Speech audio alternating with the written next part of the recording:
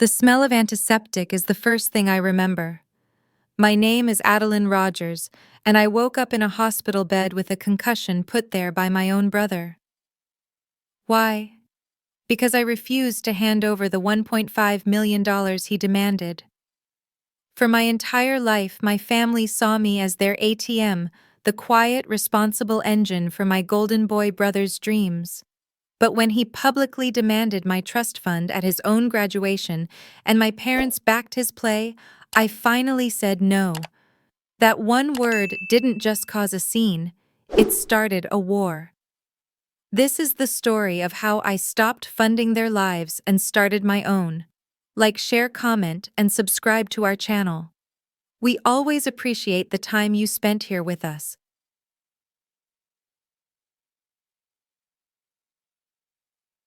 The first thing I registered was the smell. Antiseptic, sharp and cold, cutting through the fog in my head. Then came the light, a fluorescent buzz that stabbed at my eyes every time I tried to open them. A dull, rhythmic beeping sound pulsed somewhere to my left. Outside, the world was a muffled wail of distant sirens. I was in a hospital. The memory of why crashed into me like a rogue wave, a chaotic spray of images flashing cameras. Ethan's furious face, the sharp, sickening crack as my head hit the polished floor, and the collective gasp of 100 strangers. It all started with the family business. Our lives revolved around the Osprey, our boutique resort in the small Florida beach town I'd never left. It was more than a business. It was a character in our family drama, the beautiful, demanding stage for our entire lives.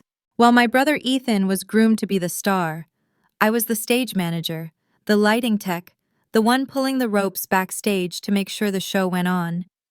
From the time I was tall enough to see over the front desk, I was working.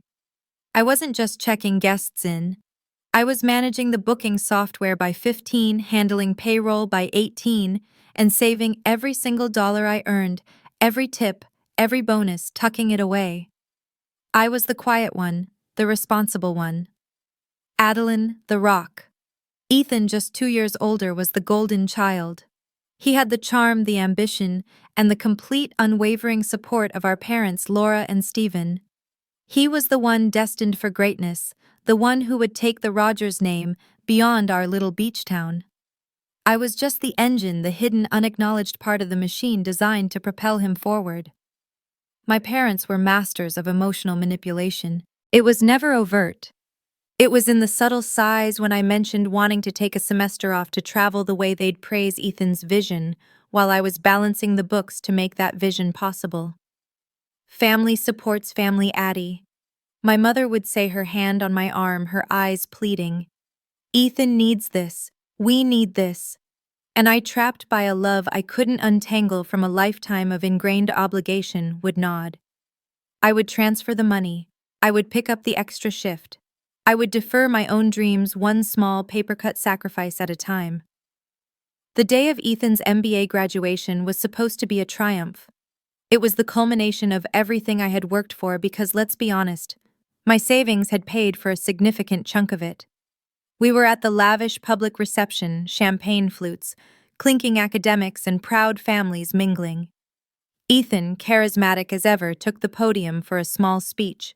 I stood beside our parents, beaming with a complicated mix of pride and exhaustion. Then he raised his glass. "And I'm thrilled to announce my next venture," he said, his voice booming with confidence.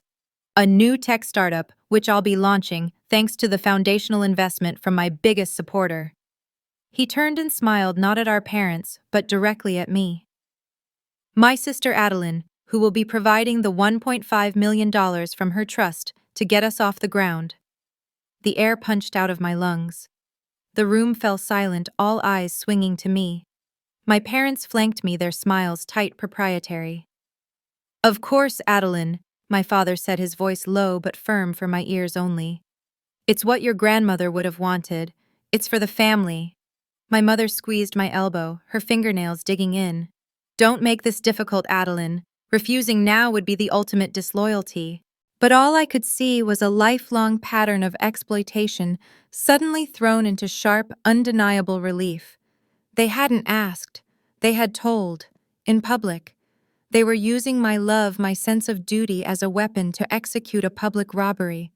The anger that rose in me was cold and clear, a moral clarity I hadn't known I possessed. "No," I said. The word was quiet, but it cut through the silence. Ethan's smile faltered. "What?" he hissed. "No," I repeated louder this time. "I won't." The confrontation that followed was a blur of public humiliation and raw, ugly emotion. Ethan lunged, grabbing my arm. "How could you? You're ruining everything!" Our parents tried to manage me, their faces masks of fury. "Think about what you're doing," my mother seethed. I tried to pull away to escape the ring of shocked faces, and that's when Ethan shoved me. Not a small push, but a full-bodied, furious shove. I stumbled backward, tripping over a champagne stand. My head hit the marble floor. The world went black. And now, lying in this hospital bed, the antiseptic sting in my nose, I finally understood. The years of invisible labor, the thousands of hours, the hundreds of thousands of dollars, it was all just fuel for their ambitions. But the trust, the $1.5 million, it was my grandmother's trust left for me. And as the events replayed in my mind, a chilling realization settled over me. I had never seen a statement. I had never accessed a single dollar. I had no idea how or if I even could. Lying in the sterile quiet of the hospital room, the graduation fiasco played in my mind on a relentless loop. But beneath the immediate shock, a deeper, older reel was spinning. It was a montage of my entire life, the hidden engine that had powered the Rogers family, running on my blood, sweat, and deferred dreams. I saw myself at 19, my feet burning, my back aching, balancing a heavy tray of champagne flutes at a wedding. I was working a catering gig, my third job that winter, because Ethan needed money for his fraternity's leadership retreat in Aspen. I'd wired him the $2,000 that morning, money I'd earmarked for community college classes. My own education, my own future, always the first thing on the chopping block. The vignettes were endless, cinematic in their painful clarity.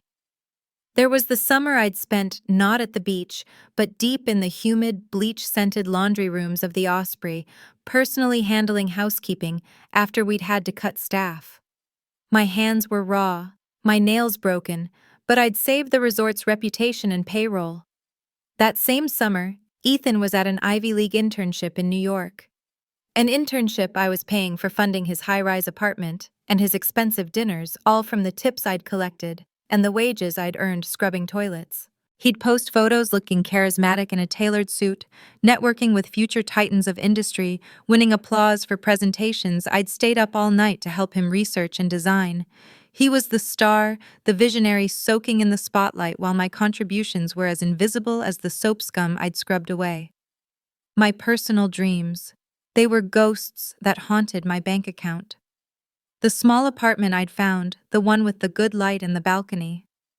The security deposit became Ethan's new laptop. The used car I desperately needed to replace my sputtering, unreliable Heap. That money went to cover one of his early entrepreneurial ventures. A disastrous app idea that went nowhere. My life was a collection of deferred hopes neatly packed away to make room for his ambition.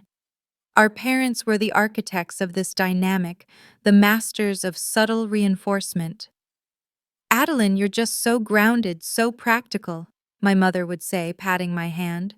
"Ethan, he's the ideas man. You two are the perfect team." But a team implies shared victory. This was a sacrifice. They'd praise him for his drive and silence me when I suggested a budget. "Don't stifle his creativity, Addie," my father would warn. They weaponized the American dream against me. Family obligation, hard work, supporting your own. They were all code words for Adelynn pays. It was a betrayal amplified by 1,000 microaggressions, a lifetime of being told my role was to support, never to shine. But something had sparked in me long before the graduation, long before this hospital bed. It was a flicker of curiosity, a whisper of self-preservation. Months ago, while organizing our parents' office, I'd seen a file. It was old, dusty, marked Rogers Estate, AR Trust. My grandmother's trust. My name. My curiosity had ignited a tiny cold fire. I'd started digging quietly.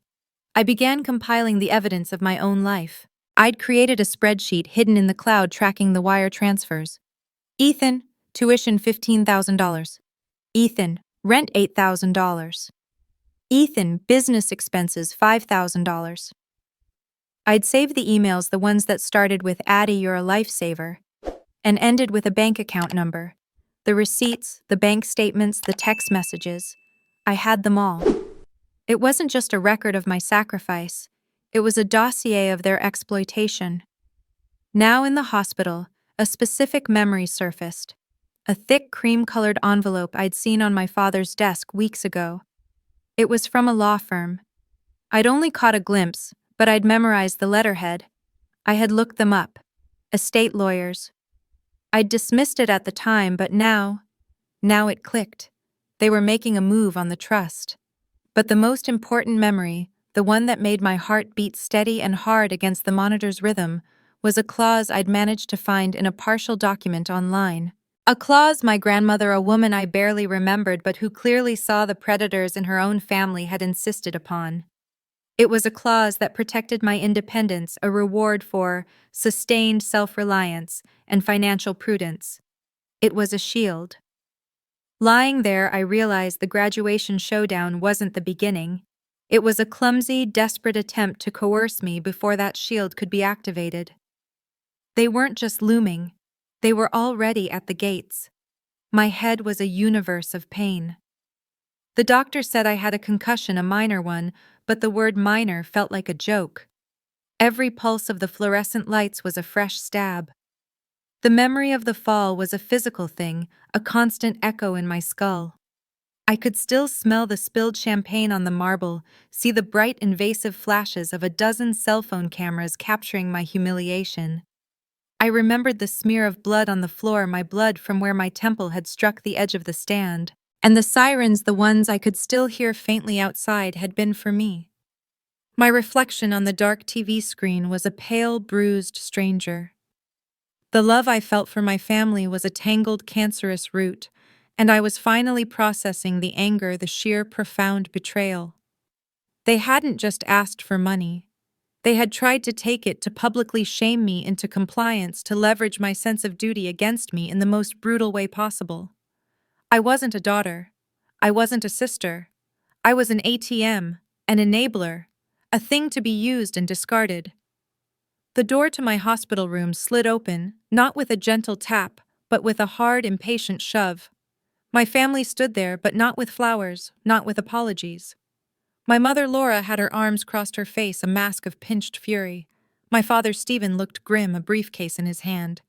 Ethan! Ethan just looked enraged. His golden boy charm vanished, replaced by a petulant, ugly entitlement. "Do you have any idea what you've done?"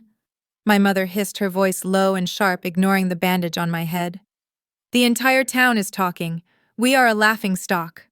Ethan stepped forward, his fists clenched. "You sabotaged me, Adelynn. My one shot, my entire future, and you just had to make a scene. You couldn't just say yes." I flinched, the memory of his shove making my muscles tighten. "You pushed me." I whispered the words thick in my throat. "You assaulted me. In public." "Don't be dramatic," my father snapped, stepping up to the bedside. He was all business. "It was an accident, a chaotic moment you created by refusing your family obligation." He placed his briefcase on the rolling table, the click of the latches loud in the quiet room.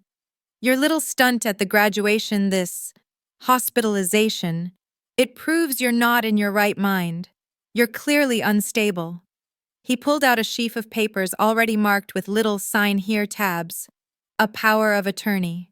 "We are going to fix this," he said, his tone leaving no room for argument. "You will sign this. We will take over management of your affairs, including the trust. We'll tell the press you had a momentary breakdown but are getting the help you need. We'll transfer the funds to Ethan. It's the only way to save this family's reputation." The audacity of it stole my breath.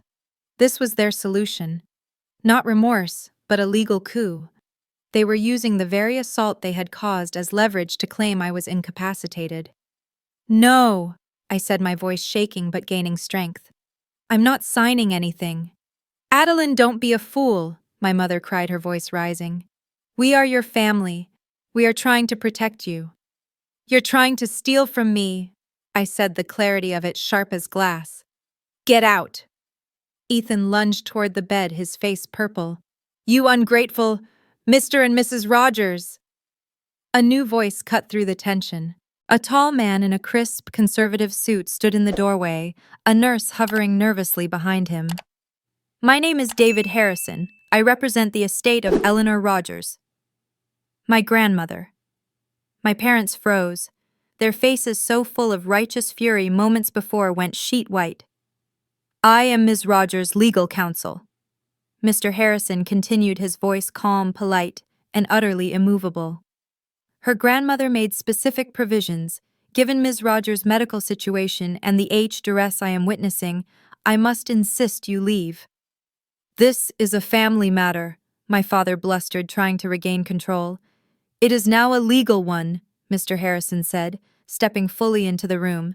He turned to me. Ms. Rogers, I have some documents for you to review at your leisure. They specifically outline the anti-duress clauses in your trust. He looked back at my stunned family. Out, now. They left not with a bang but with a silent, simmering exit that promised war. The door clicked shut. Mr. Harrison turned to me, his expression softening. He opened his own briefcase and laid several bound documents on my bed table, a stark, powerful contrast to the ones my father had tried to force on me. Your grandmother was a very smart woman, Adelynn, he said. She saw this coming. You hold all the keys. The battle ahead will be difficult, but you are not, and have never been alone in this. The courtroom was suffocatingly quiet, a stark contrast to the chaos of the hospital. It was all polished wood and cold marble, a theater for judgment. My family sat at the opposite table, a united front of simmering resentment. They looked smaller here, stripped of their usual power. They had filed for emergency guardianship, their lawyer's voice echoing as he painted a picture of me as unstable, fragile, and mentally incapable of handling my own affairs. The graduation incident was their star piece of evidence. A public breakdown, he called it, a danger to herself and the family's reputation, driven by a sudden irrational impulse after a minor concussion. My father looked grave. My mother clutched a handkerchief, and Ethan stared at me with pure, unadulterated loathing. I sat still, my hands folded in my lap. Mr. Harrison, my grandmother's lawyer, was a solid, calming presence beside me. His confidence was my anchor. I was terrified, but for the first time in my life, I wasn't alone. Ms. Rogers' irrational impulse, Mr. Harrison began, when it was his turn, his voice cutting through the room, was the first time she ever said no to a lifetime of financial exploitation. The air shifted. The judge, a sharp-eyed woman who had been watching me intently, leaned forward. And so began the methodical, systematic dismantling of my family's narrative. Mr. Harrison didn't use emotion. He used facts. He presented my spreadsheets, projecting them onto a large screen for the court to see. The endless, itemized wire transfers. Ethan, tuition. Ethan, rent. Ethan, business expenses. The numbers climbed into the hundreds of thousands. He read my emails, my parents' texts, all polite, all coercive. You're a lifesaver, Addie. The family is counting on you. Don't let your brother down. It was a damning portrait of voluntary support, not a legal obligation. My parents' faces paled. Ethan's jaw was clenched so tight I thought his teeth might crack, but Mr. Harrison wasn't finished. This isn't just about the trust, Your Honor. This is about a pattern of systemic financial mismanagement. He introduced new evidence, documents from the Osprey, bank records showing my parents had not only been living far beyond their means, but had been forging my signature on loan applications for the resort, using my grandmother's trust as collateral. He presented royalty agreements for a small branded line of beachwear my grandmother had set up decades ago, the profits of which were supposed to go into a separate account for the resort's upkeep. My parents had been diverting those royalties directly into their personal accounts for years. It was theft, plain and simple. The public humiliation was a palpable thing. I could see the cracks forming in their carefully constructed facade. My father, the respected small-town businessman, was a fraud. My mother, the community matriarch, was a thief. Ethan, the golden boy, was just a spoiled, entitled bully. I looked at them not with hate, but with a cold, devastating clarity. The judge's decision was swift and brutal. The petition for guardianship is not only denied, it is dismissed with extreme prejudice, she declared, her voice ringing with contempt. I find Ms. Adelynn Rogers to be the only party in this room demonstrating financial prudence and emotional stability. She activated every single anti-duress clause in my grandmother's trust. My assets were frozen not from me, but from them. A permanent injunction was put in place barring my parents and my brother from ever accessing or even inquiring about my finances again. The gavel cracked, and it was over. The courtroom doors opened and we were hit with a wall of flashing lights. The local media, having caught wind of the Rogers family drama, was there in full force. But this time the cameras weren't on me, the unstable girl on the floor. They were on my parents, their faces ashen, and on Ethan, who looked utterly broken, as they were swarmed with questions about forgery and theft. Mr. Harrison guided me through the chaos. I stepped out onto the courthouse steps, the Florida sun warm on my face. I was free. I was financially secure. I was in complete control, and for the first time in my entire life, I had absolutely no idea what to do next. The fallout was as swift as it was predictable. Without my $1.5 million, Ethan's groundbreaking tech startup evaporated. It was never a viable business, just an entitlement-fueled dream built on the assumption of my compliance. He was left with nothing but his MBA and a reputation now irrevocably stained by the courtroom revelations. Our parents fared worse. The moment the judge's findings on their financial mismanagement, the forgery, the misappropriated royalties became public, the house of cards they'd built came tumbling down. The banks no longer held off by their reputation foreclosed. The Osprey, the resort I had poured my life into, was seized and sold off to cover the mountain of debt they had hidden. Their social standing, once the pinnacle of our small beach town, vanished overnight. They were pariahs reduced to whispers at the grocery store, a cautionary tale of hubris and theft. The psychological impact on them was profound, a stark contrast to my own growth. They had lost everything because they were incapable of seeing me as anything but a resource. I was legally and emotionally liberated, but the first few months were strange, like learning to walk again. The silence where the obligation used to be was deafening. I had to learn to ask myself a question I'd never been allowed to. What do I want? I realized the trust my grandmother left me wasn't just money, it was agency. It was the power to build, not just to maintain. And I wouldn't let my family's legacy of exploitation be the final word. I didn't want to just be a survivor. I wanted to be an agent of change. I used my newfound clarity and resources to create the Eleanor Fund, named for my grandmother. It wasn't just a scholarship. It was an incubator, a mentorship program designed to support young women in hospitality and technology, the two worlds my family had tried to dominate. It was a direct reflection of the values I'd always held: hard work, resilience, and the responsibility of community. It was about giving other overlooked hardworking women the one thing I'd never had: a foundation, a mentor, and a community that believed in them without demanding their soul in return. Today, 2 years later, I sat on a bench overlooking the ocean, the salt spray cool on my face. Beside me sat Maria, the fund's first recipient, a brilliant young coder with an idea for a hospitality app that actually worked. We were going over her launch plan.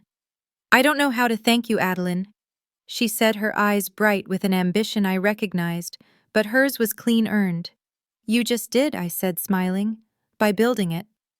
In that moment, watching her talk, I felt a deep, resonant sense of purpose, a quiet joy that was 1,000 times more satisfying than the hollow praise I'd once craved from my family. I finally understood my own worth, not as a function of my utility to others, but as an intrinsic part of who I was. I'd learned that true agency wasn't just about having the freedom to say no, but the power to say yes, to a life built on my own terms. Later that evening, I walked along the beach. In the distance, the Osprey stood under new ownership, its lights twinkling against the dusk. I no longer felt the pull of its history, the sting of my invisible labor. It was just a building, a beautiful shell from a life I had outgrown. I stopped and watched the sun dip below the horizon, painting the sky in fiery strokes of orange and purple.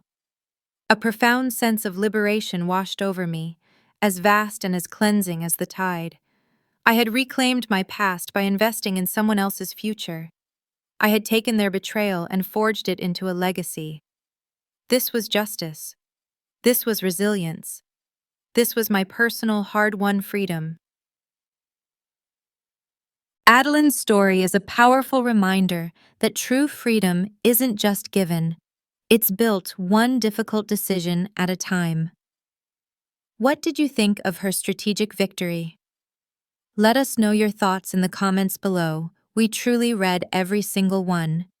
If you enjoyed this, be sure to subscribe for more. Thank you for listening. This has been a story from Revenge Hour. We'll see you next time. Next.